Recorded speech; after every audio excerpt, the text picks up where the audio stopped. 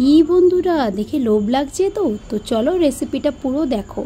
আজকে আমার কিচেনের রেসিপিতে থাকছে পনির চিলি। তো ফার্স্টেই আমি নুন, হলুদ আর একটু ময়দা দিয়ে ভালো করে মেখে নিয়েছি।